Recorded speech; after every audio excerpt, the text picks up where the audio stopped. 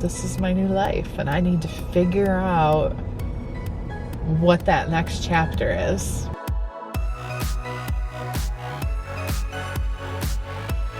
Hey guys, it's Candy. Welcome back to Our Family Nest. So I wanted to give you guys kind of like an anxiety, sort of mental health update on how things have been going with my sleep and all that kind of stuff. And it's been a while since I've talked about it. I think the last time that I've chatted in the car with you guys was about a month ago. It was after my second therapy session, and that was a tough therapy appointment. That was probably my toughest one.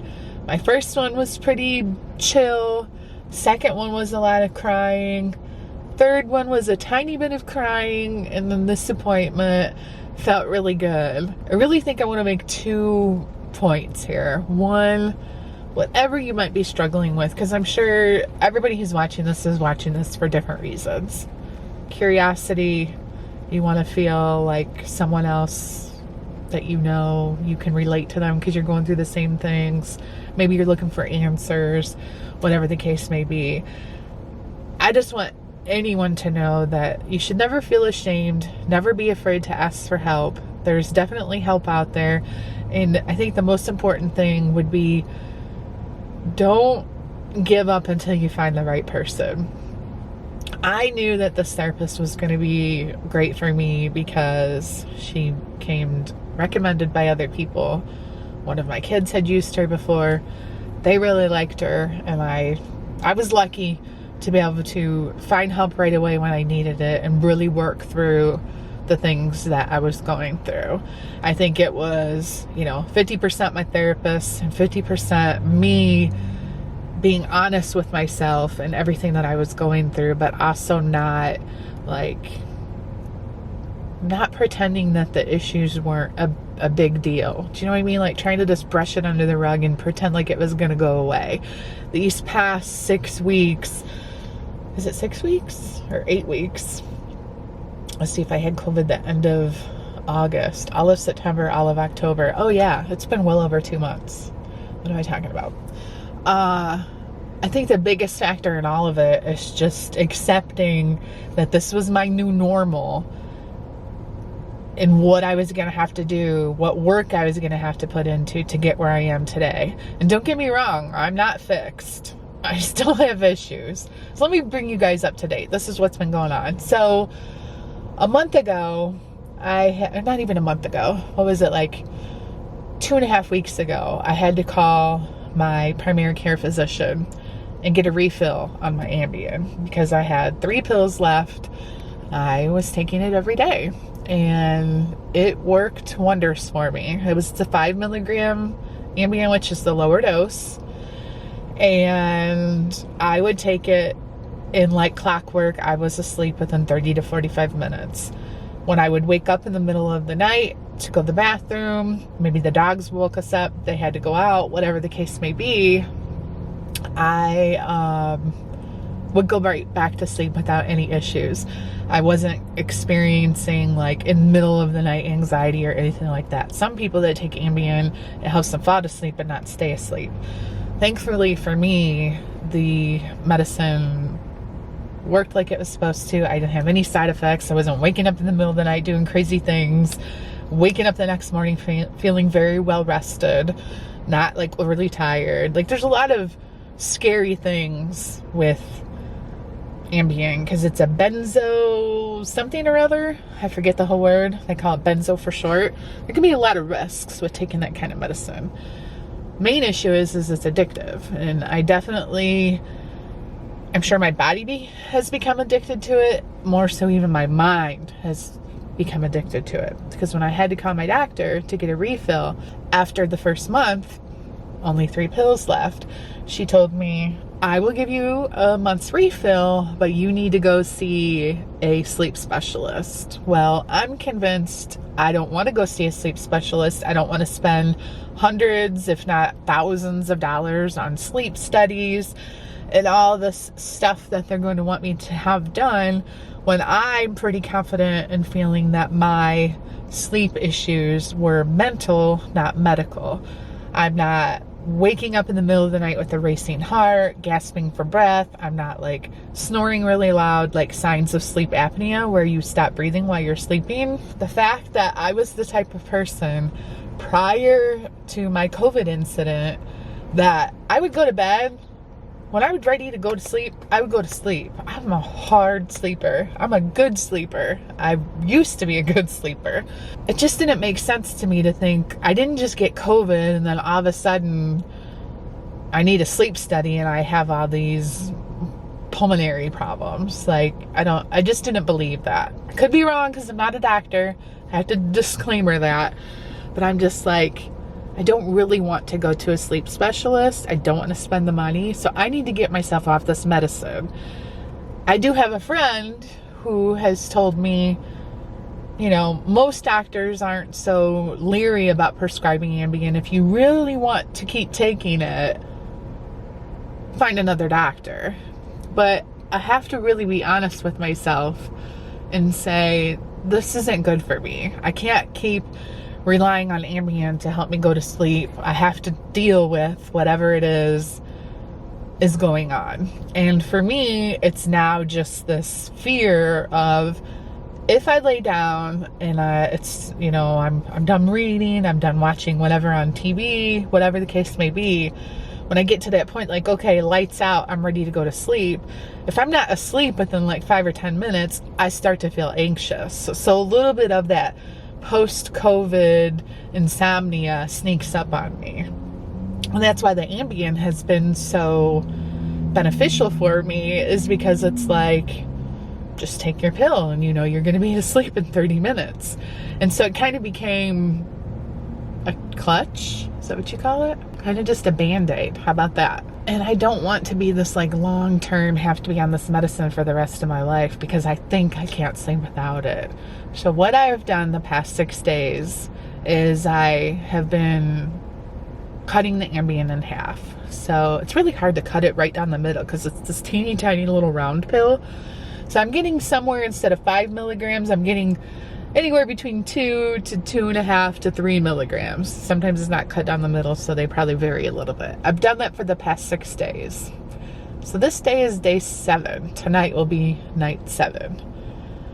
I have still like a half a bottle of pills left. So I really want to get to the point where I'm not taking it at all. And I told myself that I was going to do half a dose for a week and then just stop taking it and see what happens. So I'm a little scared about that, I'll be honest. Yes, it's comforting to know that if I start to get anxious and I can't fall asleep, it's okay. I can take it. I need to tell myself that. But yet at the same time, I do need to quit taking it. So wish me luck with that. We'll see how that goes. So over the past month or so, the anxiety, I went out to dinner with 2 friends one night, and I had to get up from the table twice because I just felt a little bit of anxiety. But that was 3 weeks ago. The past 2 weeks, I haven't felt any anxiety, no episodes of anxiety at all. So again, I just feel like I'm really making such good progress. And I do feel like, you know, when I had anxiety at the restaurant, or I had anxiety, you know, when I went and got my hair done, I think I'm really good at controlling the anxiety and knowing how to deal with it, because I'll either just start talking or get up and, like, I don't know, walk, change whatever it is that I'm doing to distract myself. I've even gone as far as like running my hands under cold water, so I'm like feeling a sensation different than whatever I'm feeling. That's a good distraction. Even when it comes to my anxiety, do I think I'm never gonna have anxiety again? No. Am I never gonna panic again? No, I don't believe that at all. But I do feel like it's just gotten so much better than where I was 6-8 weeks ago.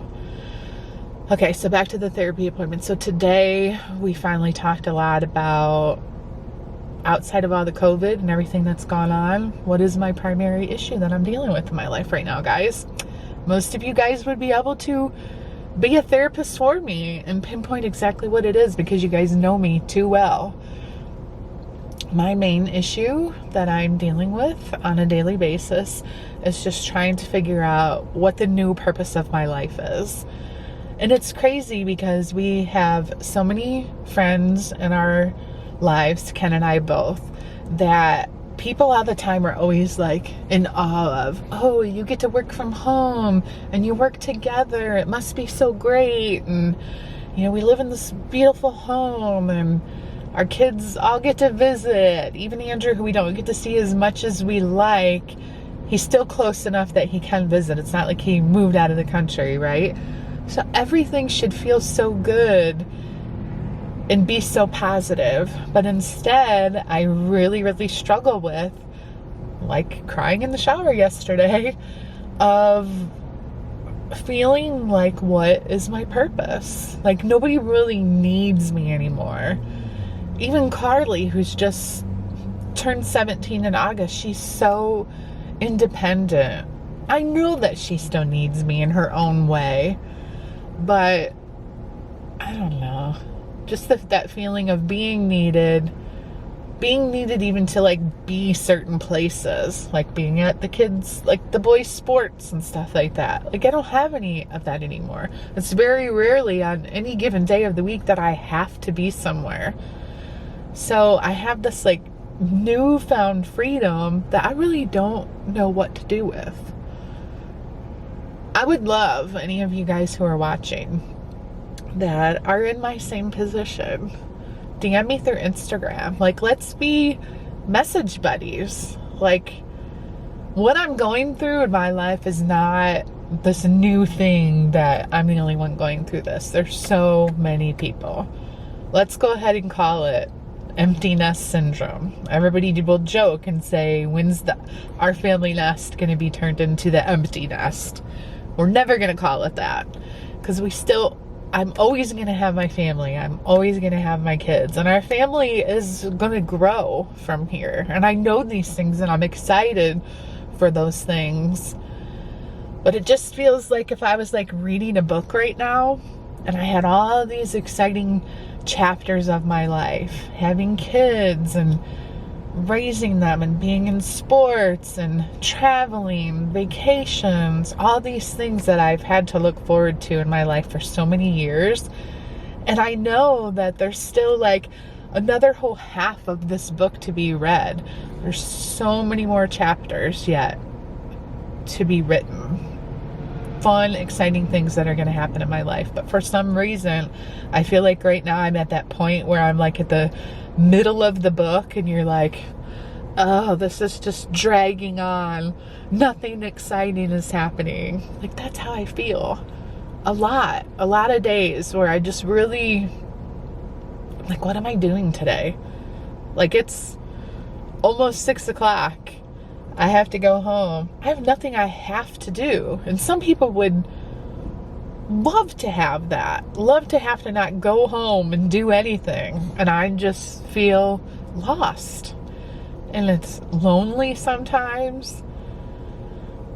I don't know. It just feels so different than where I was years ago. And, you know, Ken and I, when we talk about all this stuff and we bring up like COVID and things like that, how much like being in quarantine has changed kids. I mean, look at how much it's changed Carly. She doesn't even think she wants to go to college now, you know? So I don't know. I think it's just really weird to think back. Like, you know, we all experienced spring 2020, quarantine, being locked in our homes with our family. And I think I grew so attached and accustomed to having everybody home there in the house. There was just always something happening. Always. Hardly a day would go by without some sort of craziness, right? I mean, we've shared our lives with you guys. You guys know. And now it's like so quiet. The crazy part is by like the 3 boys moving out, and, you know, Carly being in her senior year of high school, not knowing where things are going to be when she graduates and stuff like that, like, it's affected everything in my life, because it also affects my job. It affects what I've done for the past how many years is a career? Like, do I want to keep doing this? Do I still want to keep making videos? Like, I don't even know if my purpose is to be here anymore. Don't want to start a new business. Do I want to follow one of my other dreams that I've never had the courage to follow? Like, maybe that's an option. It's just crazy. I don't even know, guys. I really thought, I'm like, okay, I need to make a update. I need to film this video for you guys. And I think last week, if I would have made this video, it would have been an entirely different video. I think in the past 2 or 3 days, I've really realized, maybe not even just realized, maybe come more to terms with, this is my new life, and I need to figure out what that next chapter is, because those chapters that I'm looking forward to, like kids getting married and grandkids and all this like stuff that in my mind's going to be exciting and fulfilling to me, it's not going to happen tomorrow. It's not like the next chapter. There's got to be some other more chapters before those chapters, if that makes sense. And that's what I need to figure out, what those chapters are. It's a little scary. I don't know. I don't know what else to say. So if you guys have any questions for me or have any advice, DM me through Instagram, like I said, or comment down below. I know I'm not in this alone. That doesn't make it easier. However, at the same time, like, let's talk about it. Let's talk about it a little bit further. Reach out to me. I'd love to hear from you. And as always, I appreciate your guys' support. I will let you know, probably just in one of my vlogs, how things are going with the not taking my Ambien. Just for the record, I had also was prescribed Xanax and Celexa. I haven't taken the Xanax, and I think I took it a couple times the first 2 or 3 weeks that I was prescribed it, so early to mid-September. Haven't taken it since then, and I never started the Celexa. So I don't feel at this point in time, knock on wood, I don't have any wood in my car, I need to be on a daily anxiety depression medication, but things could change at any time because we're human, and every day, every moment, things are changing. And while I feel pretty good and confident about having a good grasp on things right now, that of course could change. So we'll see. But thank you guys so much for listening. If you're still listening here at the end, thank you so much. Really appreciate it. See you in the next video. Let me know if you have any questions, and I'll see you in the next one. Bye, guys.